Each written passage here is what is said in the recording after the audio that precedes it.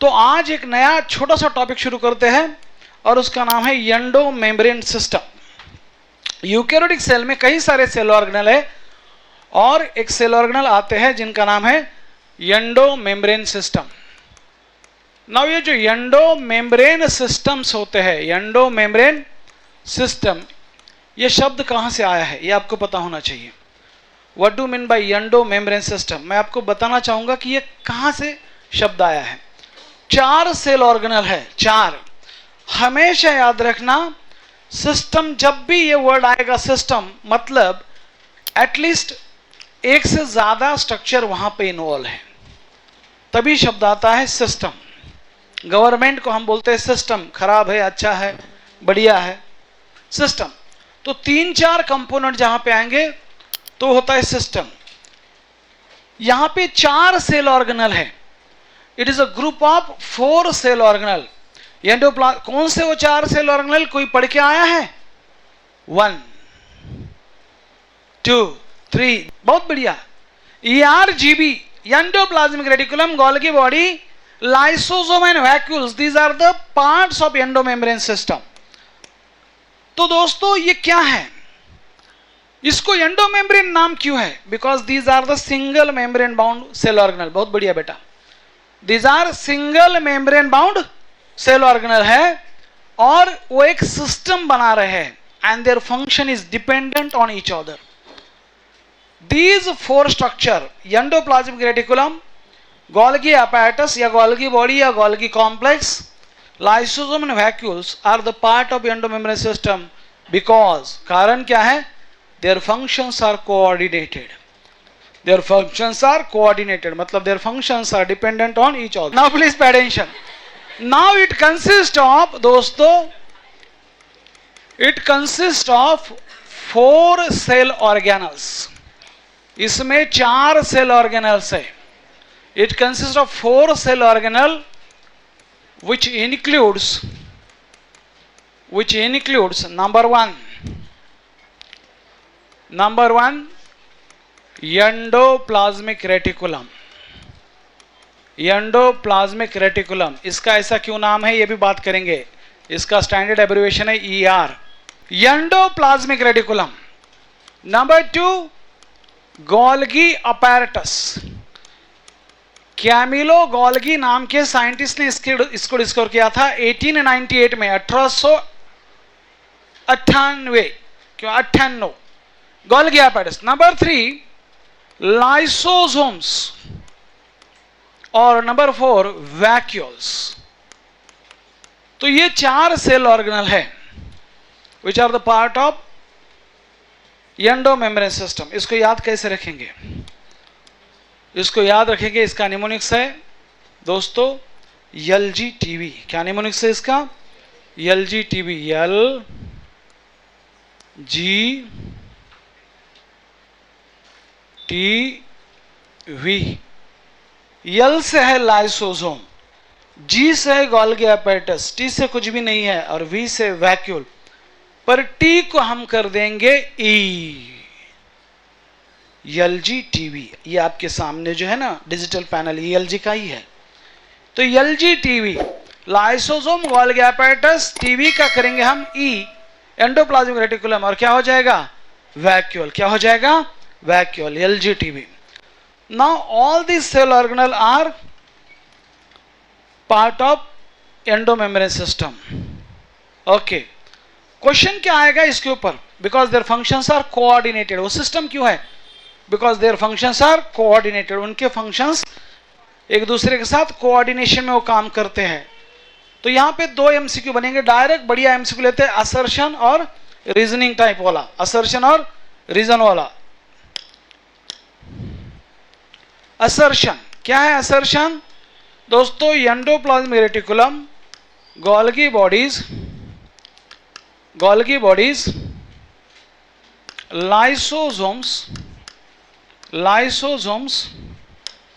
lysosome and vacuole are part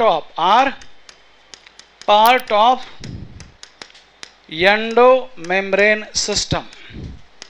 endomembrane system। क्या कारण होगा इसका? क्या रीजन होगा इसका? क्या होगा? Because their functions are coordinated.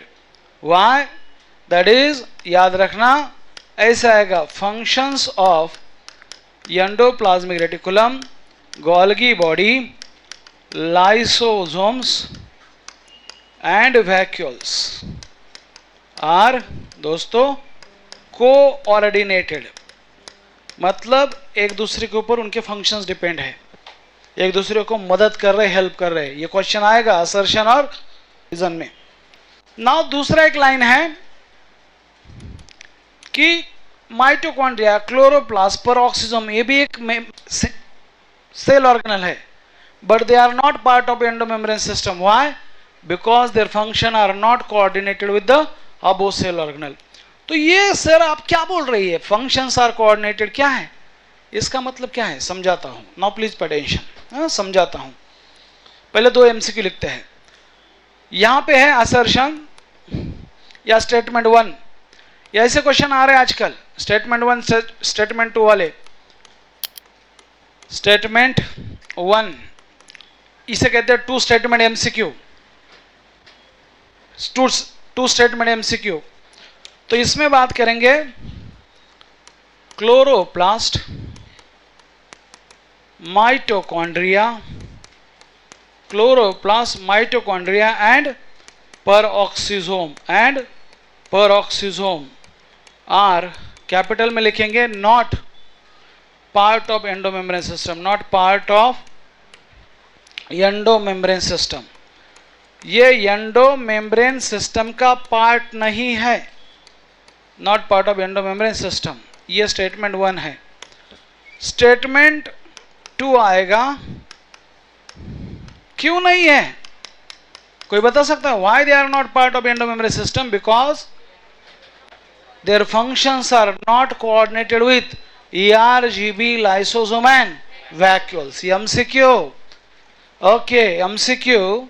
Statement 2, their function, उनका जो काम है, their function is not coordinated, not coordinated with endoplasmic reticulum, Golgi body, फिर लाइसोसोम एंड वैक्यूल.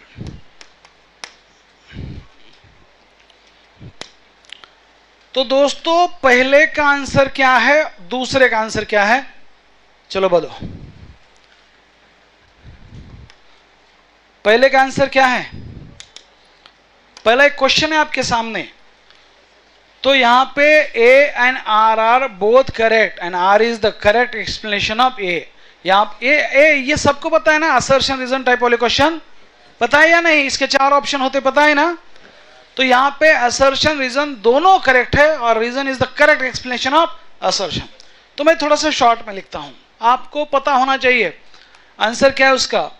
आंसर ये है, assertion and reason both correct, assertion reason are both correct, या वो बोलेंगे सही है, ट्रू है, both true and reason is correct explanation of बोलो रे assertion. ये है. हाँ, ऐसी इतनी प्रैक्टिस करेंगे पढ़ते वक्त ही ताकि ये क्वेश्चन आपको आसान लगने लगे. इसे कहते हैं टू स्टेटमेंट एमसीक्यू. 2 स्टेटमेंट आएंगे, पूछा जाएगा कौन सा स्टेटमेंट रॉन्ग है, कौन सा स्टेटमेंट सही है. तो यहां पे दोनों statement 1 and statement 2 both are true और correct. Both statement are correct कि क्लोरोप्लास्ट, माइटोकॉन्ड्रिया, पेरोक्सिसोम, ये आगे आने वाले सेल ऑर्गेनेल में बता दूंगा ये क्या होते हैं, इनका काम क्या है, धीरे धीरे हमें पता चलेगा, है ना.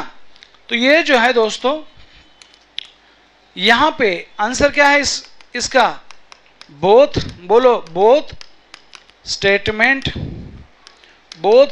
1 एंड दोस्तों क्या 2 आर, बोलो करेक्ट.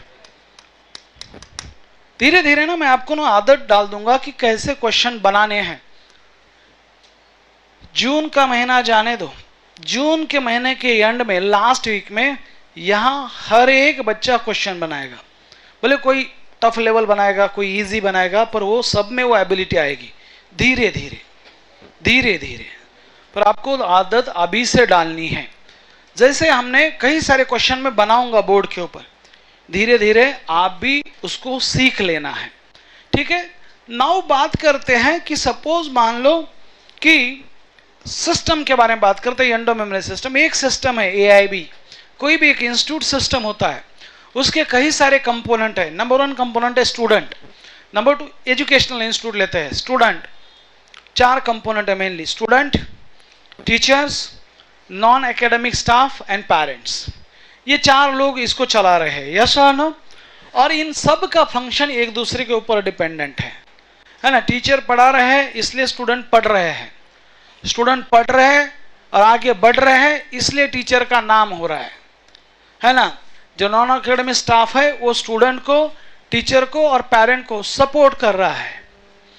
पेरेंट बच्चों को सपोर्ट कर रहे हैं और बच्चे ऐसा पढ़ाई कर रहे हैं कि ताकि पेरेंट्स को अच्छा लगे कि नहीं यार मेरा बेटा या जो मेरी बेटी है वो आगे बढ़ने की कोशिश कर रही है, ट्राई कर रही है ना। तो ये सिस्टम पूरा एक दूसरे के साथ और एक दूसरे के कोऑर्डिनेशन में काम करता है। वैसे ही सेल के अंदर कुछ सेल ऑर्गेनेल है, सेल के अंदर जो छोटे मोटे काम होते हैं वो कोऑर्डिनेशन मैनर में वो कर रहे हैं। तो इसलिए ये जो 4 सेल ऑर्गेनेल है, मैंने कहा endoplasmic reticulum, Golgi apparatus, that is lysosome and vacuole are the part of endomembrane system, है ना, because their function are coordinated। Sir इसी को समझाता हूं और फिर अपन वन बाय वन एक एक सेल ऑर्गेनेल के बारे में डिटेल जान लेंगे। ये जो यूनिट मैं पढ़ा रहा हूं बायोलॉजी में 10 यूनिट है। कितने यूनिट है? 10। और हर एक यूनिट में 3, 4, 5 ऐसे चैप्टर है। टोटल चैप्टर है 32। तो जो मैं यूनिट आपको पढ़ा रहा हूं उस यूनिट का नाम है स्ट्रक्चर एंड फंक्शन। उस यूनिट का नाम क्या है? Structure and function. जो भी हमारे बॉडी के अंदर, खास करके सेल के अंदर जो भी कुछ स्ट्रक्चर है, सेल ऑर्गेनेल है, प्लाज्मा मेम्ब्रेन है, सेल वॉल है, साइटोप्लाज्म है, इसका स्ट्रक्चर हम डिटेल जान लेंगे। स्ट्रक्चर मतलब रचना, उनका अरेंजमेंट कैसा है, सिंगल मेम्ब्रेन है, डबल मेम्ब्रेन है, कैसा है, इनफोल्डिंग है, आउटफोल्डिंग है, शेप कैसा है, साइज कैसा है, ये होता है स्ट्रक्चर। और अकॉर्डिंग टू दैट उनका काम क्या है, फंक्शंस क्या है, हर एक स्ट्रक्चर के, हर एक सेल ऑर्गेनेल के, सेल वॉल के, प्लाज्मा मेम्ब्रेन के। यही हमारा उद्देश्य है। 4 ही चीजों के ऊपर MCQ आते हैं चैंपियंस बायोलॉजी में। 4 चीजें कभी मत भूलना, स्ट्रक्चर, फंक्शन, लोकेशन और unique feature. Structure, function, location और कोई यूनिक फीचर, 4 ही चीजों के ऊपर। मैंने अभी तक खोले ही नहीं, पत्ते ही नहीं खोले हैं। How to read biology, how to study NCERT, क्या अप्रोच है। मैं अभी भी बच्चों का वेट कर रहा हूं, आ जाएंगे, ताकि फिर मैं बाद में बताऊं तो फिर आपको लगे यार ये तो मेरा हुआ है। मैं बता दूंगा कि how to read NCERT, how to deal with biology, कौन से अप्रोच है, सब बता दूंगा, ठीक है। पर अभी नहीं, एक अगले हफ्ते। तब तक ट्राई योर लेवल बेस्ट, लड़ते रहो। मैं बता दूंगा बाद में कैसे बात करते, कैसे MCQ टैकल करेंगे, कैसे पढ़ेंगे, ये बहुत इंपॉर्टेंट है। तो ये दोनों स्टेटमेंट है। आगे बढ़ता हूं और प्रूव कर लेता हूं। इसको मुझे प्रूव करना है, जस्टिफाई करना है कि इनके फंक्शन कोऑर्डिनेटेड मैनर में होते हैं। नाउ इमेजिन करो ये जो बोर्ड है, ये पूरा बोर्ड एक सेल है। ये पूरा बोर्ड क्या है? सेल है। मान लो ये उसकी प्लाज्मा मेम्ब्रेन है ना।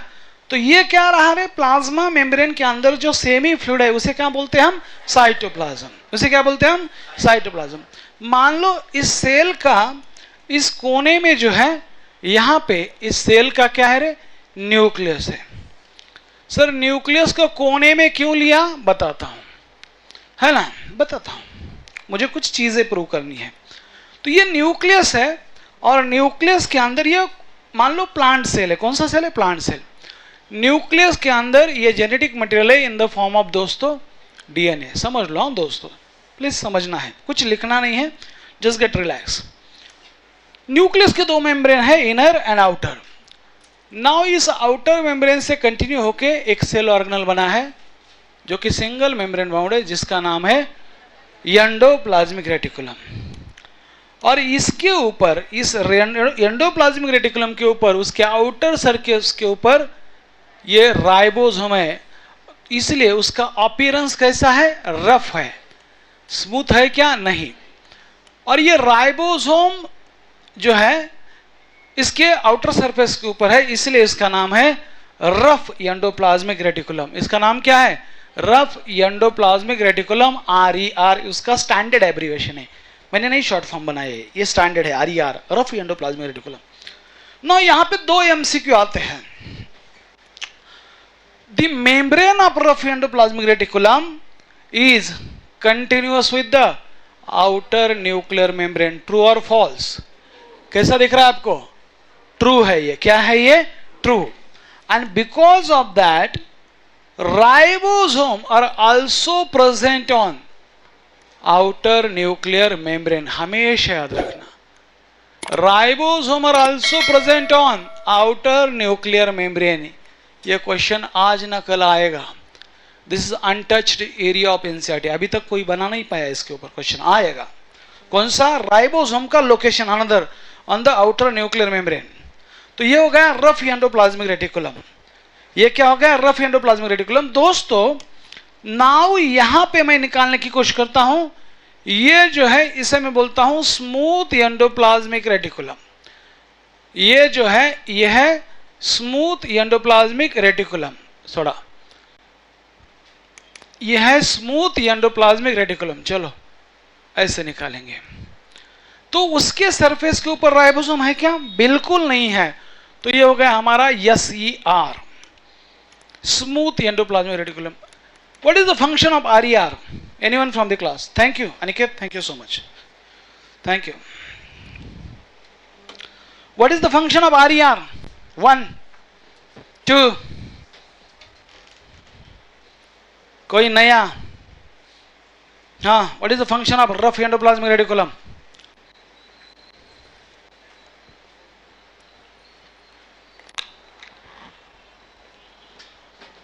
देवेंद्र, क्या काम है?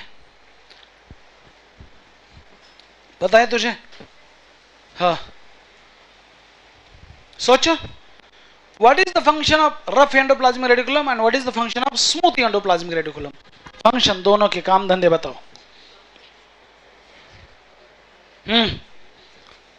हाँ बेटा, फिर से एक बार। किसका? और इसका स्मूथ का क्या है? कौन बोल रहा है? क्या है? Synthesis of lipids. बहुत बढ़िया।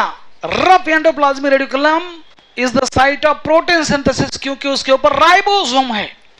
Ribosome are protein synthesizing factory. और स्मूथ एंडोप्लाज्मिक रेटिकुल बनाता है लिपिड। क्या बनाता है? लिपिड। कैसे याद रखेंगे? लिपिड कैसे है? लिपिड का स्ट्रक्चर कैसा है? लिपिड ऑयल, बटर स्मूथ है या रफ है? स्मूथ है।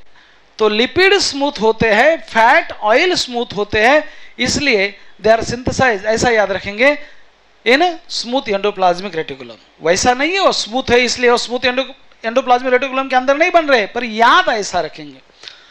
तो मान लो दोस्तों ये बन गए हैं प्रोटीन्स, ये बन गए हैं प्रोटीन्स और यहां पे बन गए हैं लिपिड्स। स्टोरी सुन लेते हैं, एक स्टोरी सुनाता हूं, है ना। और इसको एक स्पेरिकल स्ट्रक्चर में मैंने पैक किया, तो इस स्पेरिकल स्ट्रक्चर को बोला जाता है वेसिकल। हमेशा याद रखना, वेसिकल बोले तो एक स्पेरिकल स्ट्रक्चर है। जैसे क्रिकेट का बॉल होता है ना, स्पेयर है, वो एक स्पेरिकल स्ट्रक्चर है, अंदर से होलो है, वैसे एक वेसिकल आता है, स्पेरिकल स्ट्रक्चर। वो बबल आते हैं ना, साबुनाचं पानी, वो वाले, वो स्पेरिकल, वो वेसिकल है। अंदर उसके है प्रोटीन, तो इसलिए इसका नाम है दोस्तों प्रोटीन वेसिकल्स। इसका नाम क्या है? Protein vesicle. और इसके अंदर लिपिड है, तो ये कौन से हो गए? Lipid vesicle. तो प्रोटीन बना रहा है रफ एंडोप्लाज्मिक रेटिकुलम, लिपिड बना रहा है स्मूथ एंडोप्लाज्मिक रेटिकुलम। नाउ उसके साइड में ही एक सेल ऑर्गेनल होता है जिसका नाम है दोस्तों Golgi apparatus, Golgi body, Golgi complex और dictyosome. In plant Golgi body is also called as dictyosome. जब वो आएगी गोल्गी बॉडी तब मैं डिटेल में बताऊंगा। तो ये गोल्गी बॉडी में ना कई सारे फ्लैट मेम्ब्रेनस सैक होते हैं। तो कुछ ये ऐसे होंगे,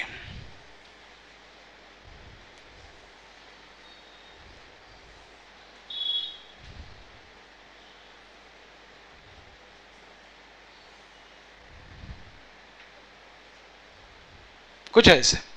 तो ये हो गई हमारी गोल्गी बॉडीज, या फिर कैमिलो गोल्गी ने इसे डिस्कवर किया था, इसलिए इसका नाम है गोल्गी बॉडीज। जरा ध्यान देना, गोल्गी बॉडीज या बॉडी बोलते हैं जी भी। तो इसके दो फेसेस होते हैं, दो फेस है उसके। जो फेस नियर टू न्यूक्लियस है ये वाला, इसको बोला जाता है convex face. Convex, this is a convex, this is a concave. पता है क्या आपको? नहीं। ये क्या है? कॉन्वेक्स। ये क्या है?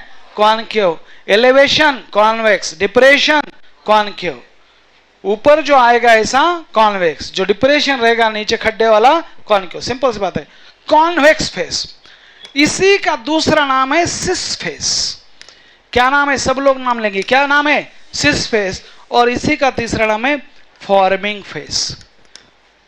This is the face of Golgi apparatus which is near to nucleus, near to endoplasmic reticulum. Now यहां पे जो फेस है ये वाला, तो ये कॉन्वेक्स दिख रहा है, कॉनकेव है? कॉनकेव है। तो इसलिए इसका नाम है दोस्तों कॉनकेव फेस।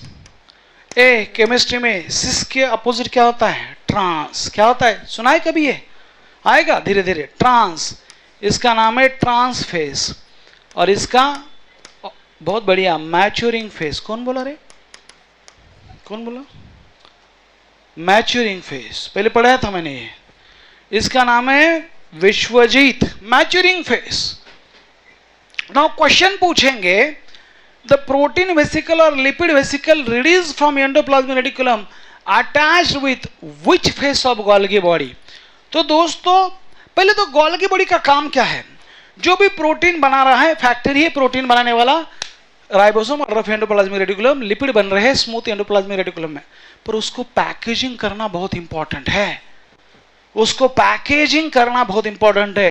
और packaging of material which is synthesized inside the cell is occur in Golgi apparatus। जो भी चीज बन रही है उसको पैक करना और उसको थोड़ा सा फिनिशिंग करना, उसको थोड़ा मॉडिफाई करना, ये सब चीजें कहां पे आती है? कहां होती है? गोल्गी apparatus में। तो ये जो प्रोटीन बने हैं उसको थोड़ा मॉडिफाई करेंगे, उसको थोड़ा पैक करेंगे अलग तरह के पैकिंग में। तो ये packaging of material occurring Golgi apparatus और modification of protein and lipid also occurring Golgi apparatus। तो दोस्तों यहां से जो प्रोटीन निकले हैं, याद रखना, they are attached to, question आएगा, द वेसिकल्स, प्रोटीन और lipid vesicle from endoplasmic reticulum attached to the which face of Golgi body? Convex face, cis face या कॉनकेव और ट्रांस फेस? कौन सा है? कॉन्वेक्स और सिस। आपके सामने चैलेंज है, कॉन्वेक्स और कॉनकेव ये तो समझ में आए, पर कॉन्वेक्स को ही क्या बोला जाता है? Cis face. तो एक ही शब्द में ले लेंगे उसको, कॉन्वेक्स सिस फेस। जैसे गंगाधर ही शक्तिमान है, वैसे कॉन्वेक्स ही सिस फेस है। बोलो, कॉन्वेक्स ही सिस फेस है, कॉन्वेक्स ही सिस फेस है। और कॉनकेव कैसा है? ट्रांस। जो फेस न्यूक्लियस के नजदीक है उसे बोलते हैं सिस फेस, जो दूर है उसे बोलेंगे ट्रांस फेस। तो मान लो दोस्तों यहां पे ये आ गए और वही vesicle they attach to the convex face as soon as. Now बहुत इंपॉर्टेंट पॉइंट है, ये है प्रोटीन वेसिकल दोस्तों और ये है lipid vesicle. As soon as these vesicle attach to the convex face of Golgi apparatus they undergo bursting, फूट जाते हो। एंड बस्टिंग के बाद दे रिलीजेस दीज लिपिड और प्रोटीन इनटू द सिस्टर्ना और the sac of Golgi apparatus। समझ में आ रहा है? तो यहां पे ये आ गए। तो गोल्गी apparatus में मैंने बोला इनका मॉडिफिकेशन होता है। मॉडिफिकेशन बोले तो क्या है? इसमें और कुछ चीजें ऐड होती है। तो मान लो ये अगर प्रोटीन है तो यहां पे अगर कार्बोहाइड्रेट अटैच हो गया, प्रोटीन के साथ कार्बोहाइड्रेट अटैच हो गया और लिपिड के साथ भी कार्बोहाइड्रेट अटैच हो चुका है। आपको पता है कार्बोहाइड्रेट का दूसरा नाम क्या है? उसे बोला जाता है ग्लाइको या ग्लाइकन। ग्लाइकन मतलब कार्बोहाइड्रेट, समझ लेना, ऊपर लिखना जहां टाइटल डालते हैं, ग्लाइकन मतलब कार्बोहाइड्रेट। अगर दोस्तों प्रोटीन के साथ ग्लाइकन कार्बोहाइड्रेट अगर ऐड हो गए तो ये प्रोटीन मॉडिफाई हो गए और फिर इसका नाम बन गया ग्लाइको प्रोटीन। हमेशा याद रखना, प्रोटीन प्लस कार्बोहाइड्रेट। अगर लिपिड के साथ ये फिर से कार्बोहाइड्रेट अटैच हुए तो क्या बन जाएंगे? चलो बोलो सब लोग, क्या बन जाएंगे? ग्लाइकोलिपिड्स। ग्लाइकोलिपिड्स। तो ये क्वेश्चन आता है, ग्लाइको बहुत फेमस है, glycoprotein and glycolipid are synthesized in endoplasmic reticulum और गोल्गी एपेटाइटिस। कहां बन रहे वो? Within Golgi apparatus. याद रखेंगे 3G। 3G मतलब गोल्गी एपेटाइटिस में ग्लाइकोप्रोटीन और ग्लाइकोलिपिड बनते हैं। क्या निमोनिक्स रहा इसका? निमोनिक्स रहा क्या रे? 3G नेटवर्क जो है 3G। Glycoprotein and glycolipids are synthesized inside the Golgi body.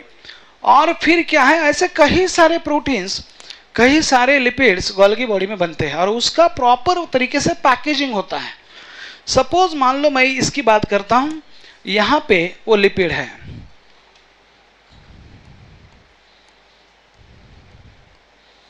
समझ लो, और उसको ये भी अटैच है कार्बोहाइड्रेट। तो this is a vesicle of glycoprotein और ग्लाइकोलिपिड। हम इसको अच्छे तरीके से लेते हैं यहां से, ये प्रॉपर पैक हुआ है ना, ये प्रॉपर अच्छी तरह से पैक हुआ है, उसमें थोड़ा सा मॉडिफिकेशन भी हुआ है। नौ मान लेते यहां पे है क्या रे? ग्लाइकोप्रोटीन्स, सॉरी क्या है? ग्लाइकोप्रोटीन्स। ग्लाइकोप्रोटीन्स और ये प्रोटीन और ये क्या है रे? कार्बोहाइड्रेट। तो क्या हो गया ये? ग्लाइकोप्रोटीन। समझ में आ रहा है ना ग्लाइकोप्रोटीन का क्या मतलब था? मान लो ये भी अच्छी तरह से पैक हो गया। Now these package in a proper structure.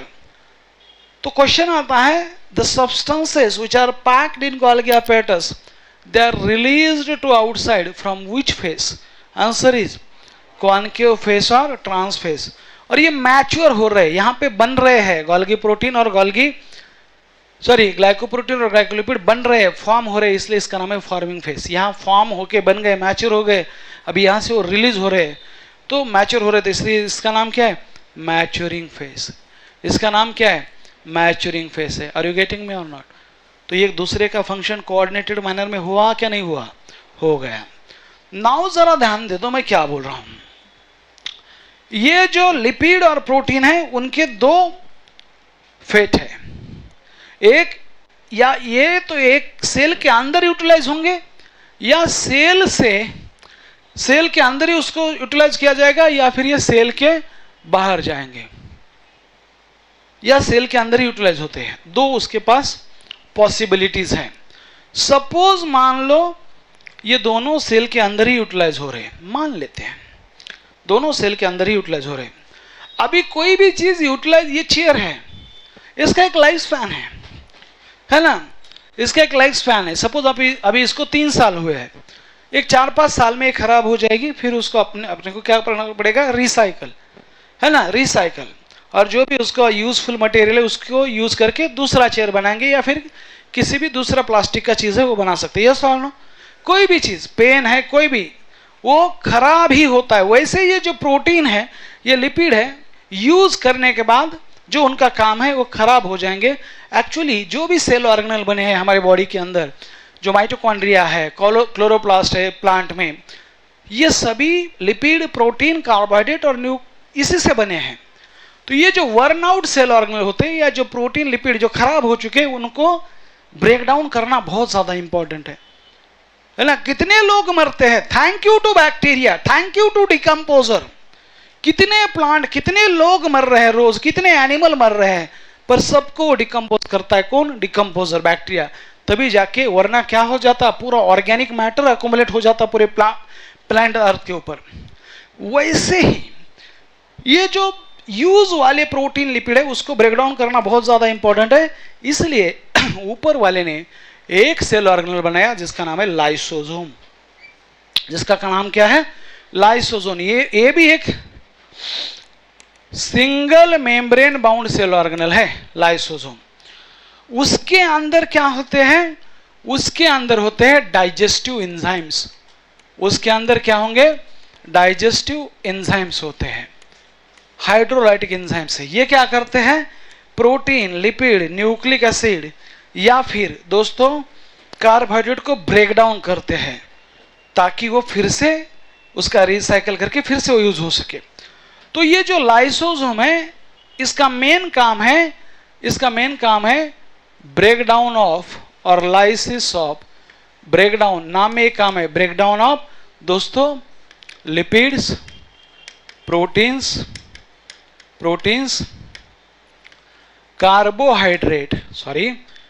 Carbohydrate and यानी लिखता हूं न्यूक्लिक एसिड। तो ये लाइसोसोम का काम है। जो भी गोल्गी बॉडी से पैक हो रहा है, जो प्रोटीन बना रहा है आरईआर और जो लिपिड बना रहा है एसीआर, वो पैकेजिंग हो रहा है गोल्गी बॉडी में और उसका यूज होने के बाद उसको ब्रेक कर रहा है लाइसोसोम। तीनों का function, they are working in a coordinated manner. थोड़ा सा आगे बढ़ लेते हैं। फिर जैसे मान लो दोस्तों, जैसे ही मान लेते हैं, सपोज ये क्या है? कोई भी मान लेते, प्रोटीन है ना, या हाँ चलो ये लिपिड है। तो इसका ब्रेकडाउन होके छोटा छोटा डाइजेशन होके छोटे छोटे मॉलिक्यूल बन गए, लाइक दिस, समझ लेना है, ये ऐसा बना है। तो जो वैक्यूल की बात करते हैं, वैक्यूल क्या है? ये है स्टोरेज ऑफ सेल और store room of cell. Cell का वो स्टोर रूम है। मान लो हमारे घर में एक रूम है जिसमें ऐसी चीजें रखी जाती है which are not useful right now और विच आर एक्सक्रीटरी, उसको 2-4 दिन के बाद बाहर फेंकना है, पर अभी समय नहीं है इसलिए उसको रखा है। कोई टीवी लेके आया है सपोज, मान लो, आपण इंडियन लोक काहीच फेकत नाही, भले ते 4 वर्षानंतर यूज होईल, ते घरातच बसून सगळा कचरा घरात बसून टाकलाय, फक्त कचराच बाहेर टाकतो, बाकी काही बी त्याचं खोकडं, ह्याचं खोकडं, त्याच्यात ते लागल, हे लागल, काहीच बाहेर फेकत नाही। त्याचा यूज कसा होईल हेच आहे, चांगली गोष्ट आहे, अच्छी है। तो मान लो, तो वैक्यूल्स में it is a store house of a store room of cell. तो दो substances which are excretory product या which are not useful for cell right now, they are stored in, दोस्तों please pay attention, they are stored in vacuole. वो vacuole में store होते हैं। तो ये एक सेल ऑर्गेनल है, इसका नाम है वैक्यूल। तो इसमें क्या है? इसमें बता दूंगा, इसमें दोस्तों पानी होता है, वाटर है, इसमें क्या है? वाटर होता है। और जो वाटर, जो प्लांट का फ्लूइड है उसे बोला जाता है सैप, SAP, सैप, याद रखना। जो प्लांट से फ्लूइड रिलीज हो रहा है उसे क्या बोलते हैं? SAP. It is a watery fluid which contain ions and molecule, उसे बोला जाता है सैप, वो भी होता है इधर। फिर इट कंटेन एक्सक्रीटरी प्रोडक्ट्स, जो आज नकल सेल को बाहर फेंकने हैं, और the substances which are not useful to the cell. ये सभी सब्सटेंसेस ये वैक्यूल कुछ देर के लिए स्टोर करके रखता है। मैंने बोला वाटर, फिर मैंने कहा आयन मॉलिक्यूल, फिर है एक्सक्रीटरी प्रोडक्ट, फिर होंगे कुछ substances not useful for cell. धीरे धीरे ये ऐसे वैक्यूल में एक्यूमुलेट हो जाते हैं, फिर यहां से वो बाहर चले जाएंगे। तो मैंने आपको ये सभी का फंक्शन एक दूसरे के ऊपर डिपेंडेंट है। तो नंबर 1 पे आएगा दोस्तों, मान लेते यहां पे लेते हैं एंडोप्लाज्मिक रेटिकुलम, नंबर 2 पे है गोल्गी बॉडीज, नंबर 3 पे है लाइसोसोम और नंबर 4 पे है वैक्यूल्स। क्या काम है उसका? उसके लिए एक ही लाइन में लिखता हूं, वैक्यूल के लिए क्या है? ये स्टोर रूम ऑफ, क्या है ये? स्टोर रूम ऑफ सेल है। अभी इसके बारे में पढ़ेंगे। तो ये जो है, मैंने बोला कि आपको एक बात बताने की मैंने कोशिश की कि इन सब के फंक्शन एक दूसरे से कोऑर्डिनेटेड फॉर्म में ये काम कर रहे हैं। ये सभी एक दूसरे के साथ कोऑर्डिनेटेड मैनर में काम करे। ये आपको समझ में आया या नहीं? एक ही लाइन समझा रहा हूं पिछले आधे घंटे से। All the cell organelle work in coordinated manner. कौन सा? Endoplasmic reticulum, Golgi apparatus, lysosome, vacuole. Are you getting me or not? अभी वन बाय वन डिटेल में बात करेंगे। लिखो इस डायग्राम को, ड्रॉ करो। अभी समझ में आ रहा है? Are they working in coordinated manner? चलो आगे बढ़ते हैं, ये बहुत इंपॉर्टेंट है। One by one. एक्चुअल में अभी चैप्टर शुरू हुआ है, अभी, है ना? और ये चैप्टर हर सेल ऑर्गेनल की दो चीजें देखेंगे, स्ट्रक्चर उसका फंक्शन, स्ट्रक्चर उसका फंक्शन। ठीक है?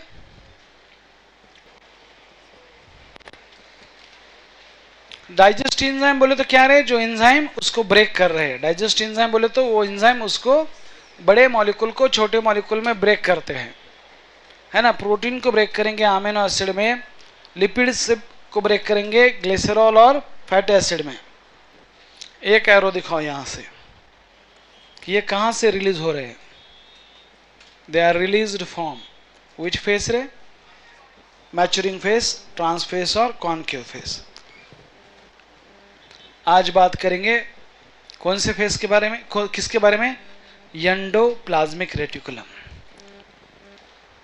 आपको एनसीईआरटी में जो इंफॉर्मेशन है, कंटेंट है, बहुत छोटा लगेगा इतना, और नोट्स में कंटेंट बड़ा हो जाएगा, बहुत बड़ा।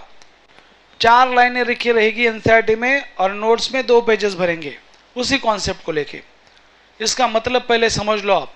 इसका मतलब क्या है? एनसीईआरटी में 4 लाइनें हैं और मैंने 2 पेजेस भर के दिए हैं।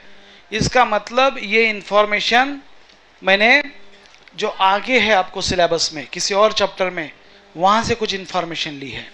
ये बहुत इंपॉर्टेंट है, ये बाहर का नहीं है, ये आपके सिलेबस का ही है। Is that clear? हो? ये क्लियर है सबको? हाँ, ये इंपॉर्टेंट है। I am trying to connect the concept ताकि आपको इन डेप्थ क्लैरिटी मिले। दूसरा, नोट्स ही इंपॉर्टेंट है, और जितना नोट्स उतना ही एनसीईआरटी। अभी तक मैंने जो पढ़ा है वो सब पढ़ के होना चाहिए फ्रॉम एनसीईआरटी। पूरा प्रोकैरियोटिक सेल, पूरा सेल मेम्ब्रेन, सेल वॉल, और जो भी लाइनें में आपको दिक्कत आ रही है, जो भी लाइन आपको समझ नहीं आ रही है, आपको आना है और पूछना है ना? और डाउट्स का टाइम मैं तो यहां आपको यही पढ़ाई करना है। मैं आऊंगा, डाउट आपके है तो आप पूछना, अगर नहीं आया तो आप डायरेक्ट कॅबिन में आ सकते हो, डायरेक्ट घुसायचं, कोणी असो, सर डाऊट आहे, आणि 1-2 मिनिटाचं असेल तर लगेच जायचं. समजा तुम्हाला अर्धा तास लागायला आहे, मग मात्र तसं येता येणार नाही, मग मला ते इथं वेळच द्यावा लागेल तुम्हाला. पण 2 मिनिटाचा आहे, 1 मिनिटाचा आहे, 3 मिनिटात होतंय. तुम्हाला कळतं ना किती वेळ लागतोय. एखादीच लाईन आडली, एखादा शब्द कळत नाही, तो तब आप डायरेक्ट मेरे सामने कोई भी हो, आना है नोटबुक लेके और डाउट क्लियर करके जाना है. हाँ, क्लियर है? चलो आगे बढ़े. अभी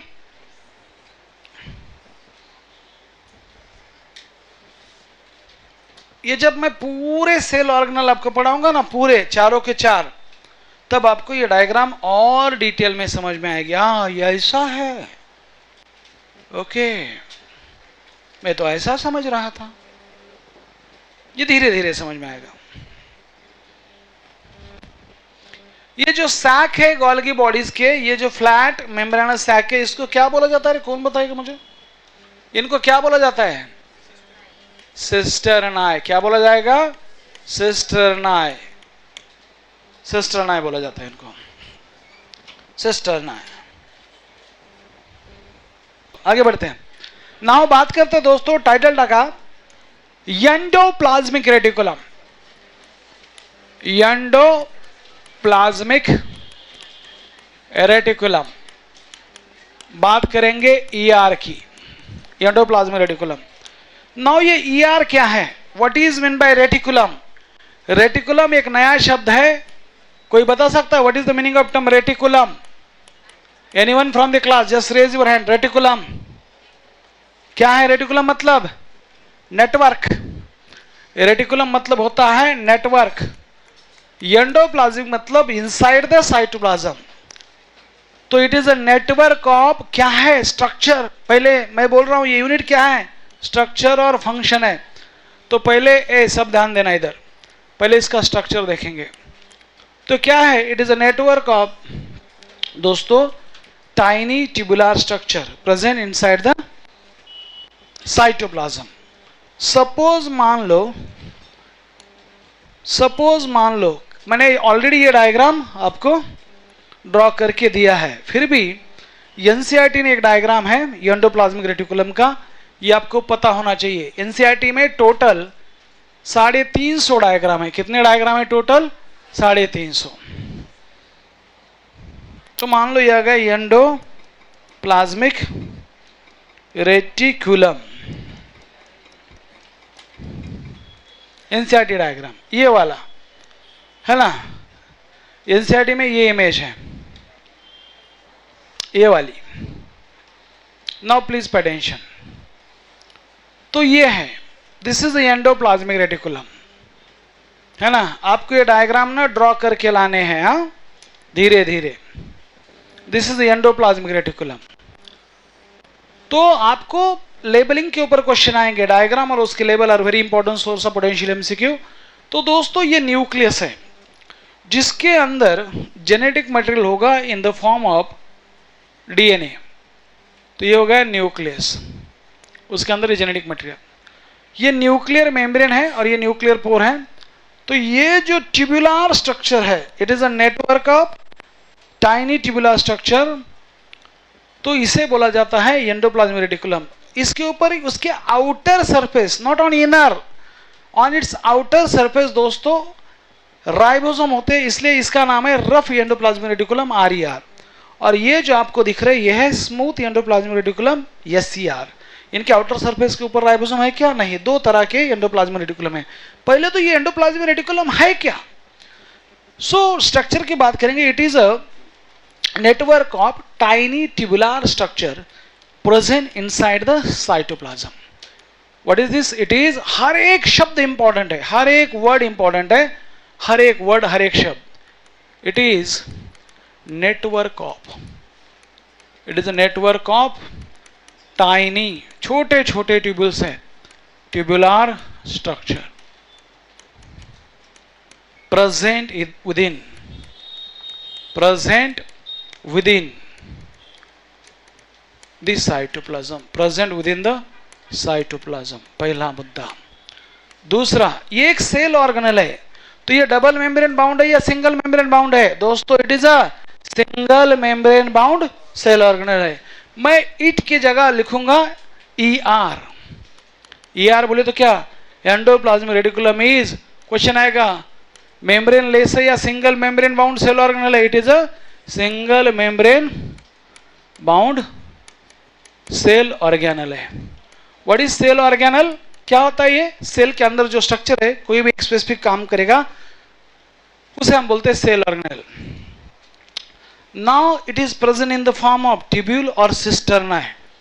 ये समरी में दिया है, ये पॉइंट समरी का है। कौन से फॉर्म में होता है यार? ट्यूब्यूल। ट्यूब्यूल और सिस्टर्ना में क्या अंतर है? मैं आपको समझाता हूं ट्यूब्यूल और सिस्टर्ना में क्या अंतर है। हाँ दे दे तेरा पाउच, हाँ दे दे। और गोल वाला है क्या किसके पास? गोल वाला ऐसा जो गोल होता है, हाँ गोल गोल चाहिए मुझे, गोल। इसके पास है गोल वाला, हाँ दे दे। हाँ पता होना चाहिए आपको क्या अंतर है दोनों में। तो दोस्तों ये जो है ना, ये हो गया ट्यूब्यूल, थोड़ा सिलेंड्रिकल है, ट्यूब जैसा है। और ये हो गया सिस्टर्ना है, थोड़ा सा फ्लैट सैक है, फ्लैट। ये कैसा? ये भी सैक है जिसके अंदर पेन वगैरह है, सैक मतलब बैग छोटा सा। और वो कैसा है? फ्लैट है। पर ये कैसा है? ट्यूब्यूल। तो ये ऐसे ट्यूब्यूल के भी फॉर्म हो सकते हैं और सिस्टर्ना का भी फॉर्म होता है। अभी तक हमें पता है, या बहुत सारे बच्चों को ये पता है कि cisterna are present only in Golgi body, पर नहीं, they are also present in endoplasmic reticulum. So endoplasmic reticulum दोस्तों ER की बात करेंगे, ER is made up of, किससे बना है? It is made up of tubules और क्या है? ट्यूब्यूल्स और सिस्टर्नाई। सिस्टर्नाई क्या होते हैं? एक फ्लैट स्ट्रक्चर होते हैं, मेम्ब्रेनस स्ट्रक्चर, जैसे मैंने दिखाया वैसे। ये कहां दिया है? ये पॉइंट एनसीईआरटी में नहीं मिलेगा, ये समरी में दिया है, और आजकल समरी से क्वेश्चन आते हैं। इस साल आया था 2025 में, समरी में ये पॉइंट है, समरी में मैं पढ़ाऊंगा। नाउ ये एंडोप्लाज्मिक रेटिकुलम हो गया, चलो इसके बारे में बात करते हैं। इसका मेन काम क्या है? रफ एंडोप्लाज्मिक रेटिकुलम का काम है protein synthesis, smooth endoplasmic reticulum का है लिपिड सिंथेसिस। पर दोस्तों ये डायग्राम मत निकालो, मैं डायग्राम निकाल के दूंगा आपको, जरा ध्यान देना। ये हो गया आपका, ये 4 लाइनें, 3 लाइनें उसके बारे में। नेटवर्क है, टाइनी मतलब छोटे छोटे ट्यूब्यूल्स है, टाइनी ट्यूबुलर स्ट्रक्चर्स होते हैं within cytoplasm, single membrane bound है, और it is made up of tubules only. Question क्या आएगा? It is made up of tubules only, it is made up of cisternae only, it is made up of tubule और cisternae. Your answer should be it is made up of tubule और cisternae. ये only वाले question बहुत घातक है, बहुत danger आ रहे हैं। तो आगे बढ़ते हैं, क्या है? हो गया था ये? नहीं झरने, डायग्राम, डायग्राम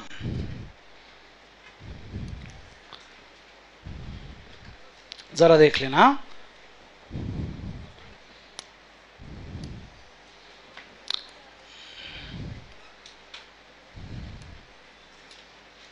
ठीक है, मैं मेरी डायग्राम निकालता हूं, जरा ध्यान देना, प्लीज पे अटेंशन। सपोज मान लो, और ये डायग्राम निकालूंगा और फिर अपन रुकते हैं। ध्यान देना जरा दोस्तों।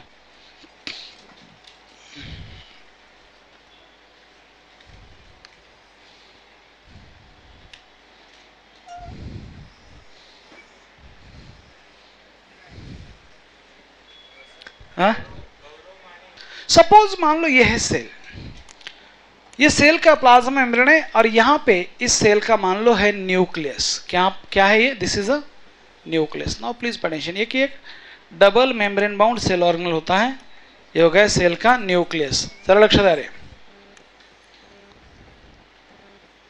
न्यूक्लियस को हम कॉर्नर में रख रहे हैं क्योंकि ये अभी हमारा फोकस नहीं है, इसलिए ये न्यूक्लियस है। कैसे पता चला? क्योंकि उसके अंदर ये डीएनए है, जो कि डबल स्टैंडर्ड, 2 थ्रेड है और लीनियर है।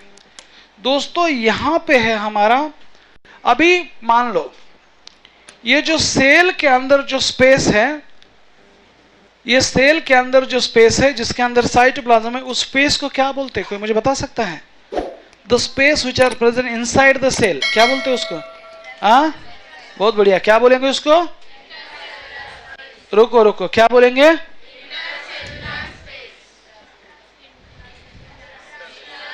रुको रुको रुको रुको रे, हाँ क्या बोलेंगे इसको? श्रुति, ओके, हाँ श्रुति दूसरी, क्या? बराबर है, सुना? ओके, हाँ क्या बोलेंगे? हाँ क्या बोलेंगे? इंट्रा या इंटर? इंट्रा मतलब विद इन, इंटर बोले तो बिटवीन, तो यह है इंट्रा सेलुलर स्पेस।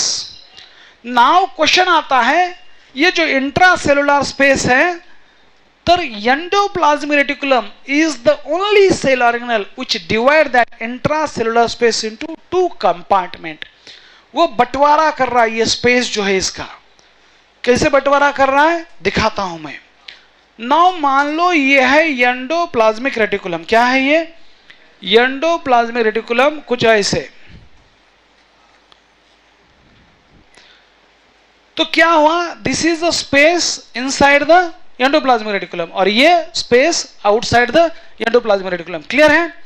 तो दोस्तों मान लो अगर ये एंडोप्लाज्मिक रेटिकुलम क्या कर रहा है, ये जो इंट्रासेलुलर, ये राइबोसोम है, यहां पे आएंगे अपने स्मूथ एंडोप्लाज्मिक रेटिकुलम, इधर लेते हैं उसको। तो ये भी, इसके अंदर भी स्पेस है।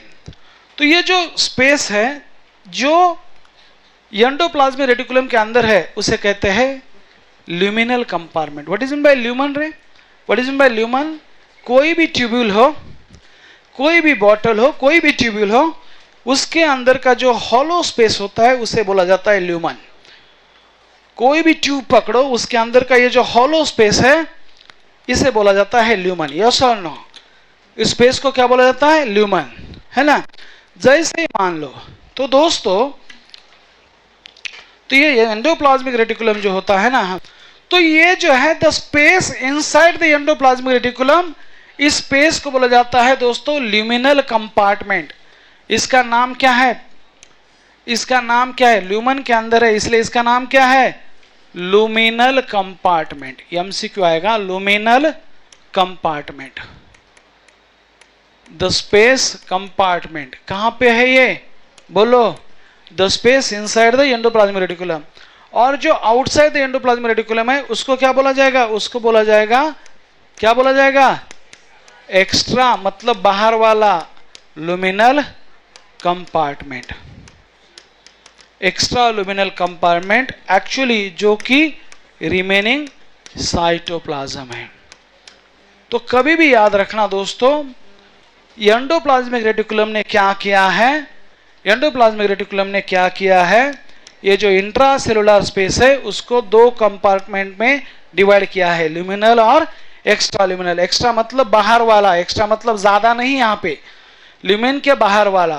तो ये क्वेश्चन आएगा, which among the following cell organelle divide the intracellular space into two compartment, luminal और extra luminal? Your answer should be endoplasmic reticulum. दोस्तों ये क्या है?